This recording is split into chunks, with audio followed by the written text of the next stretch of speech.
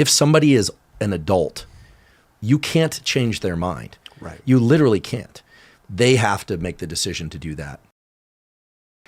And people ask me this kind of stuff all the time. Yeah. Like, what do I do? How do I sleep better? How do I stop stressing? And usually I find that people are not serious, meaning they want an answer, but they don't want to do the work. Right. Yeah. Right. So I was like, look, it's really simple. Can you not eat until 2 p.m.? I was like, yeah, I'm not hungry in the morning. I'm like, great, drink coffee, drink water, and in the morning, get up and just get on, either run or get on some exercise bike and just pedal like someone's chasing you with a syringe full of poison. Right in the morning after when you wake up. Yeah, or, after a few minutes. Okay. Well, I have questions about this Early because day. I'm the opposite, right? I find it hard for me to gain weight and stuff like that. So please continue, though. I got this question after. Yeah. So, and the reason I felt any, sense of agency in giving this information is, I've done a bunch of different things in neuroscience related to vision and neuroplasticity and stress, but I've done some work and continue to do some work with special operations and some of these groups that are interested in how you use biology to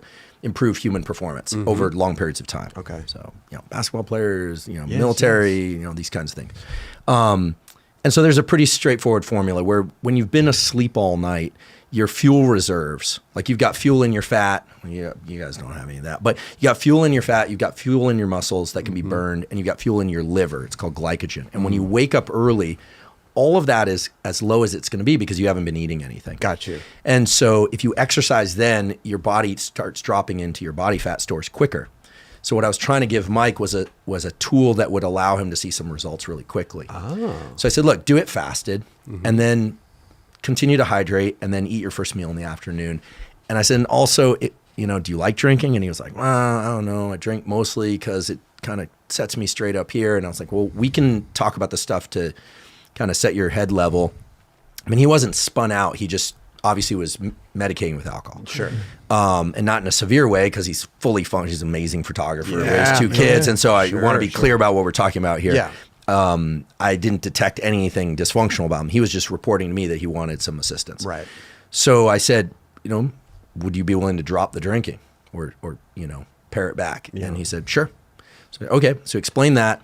And I said, look, and here's my number. Just for the anxiety and stress management, I'll give you some breathing, some respiration tools that work really well that are not, woo mysticism. It's not, I'm not going to tell you to meditate 30 minutes a day, although that's a cool practice too. I'm going to give you some tools you can use in real time as you're working hard and dealing with whatever it is you're dealing with in life. Okay. So that ends, the conversation ends, and Greg Hunt was there too, who I knew from growing up. Yeah. Talked to Greg a little bit. And then a year later, Mike reaches out and says, hey man, thanks for all that stuff you gave me. I was like, oh, cool. And he's like, I lost 60 pounds and I haven't had a sip of alcohol since we talked last and feeling pretty good.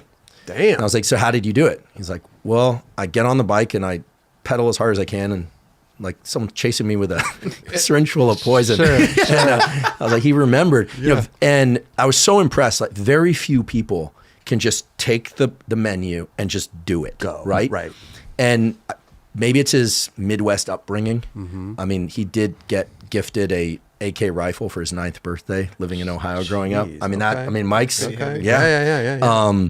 But some people also, I feel like, reach that point in their life where they're like, it's time. This is whether it's smoking or drinking, like you can't quit smoking unless you're mentally prepared to, right? It's like there's that switch. Look, I always say the beauty of being young is that neuroplasticity, your nervous system's ability to change in response to experience, to learn things, is at its absolute peak.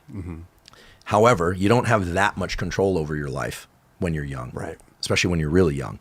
As you get older, it gets harder to change your nervous system, but you can do it. But the advantage you have is that you can direct exactly what changes you want to happen. And so there are 2 different ways to change your nervous system depending on whether or not you're younger or you're older. And it's not like the gate drops right at 25. Okay. It just tapers off. But Mike made the decision, and I always say, you if somebody is an adult, you can't change their mind. Right. You literally can't. They have to make the decision to do that. And he flipped the switch. He flipped it. He flipped it, and he's still there. And I think he feels much better physically.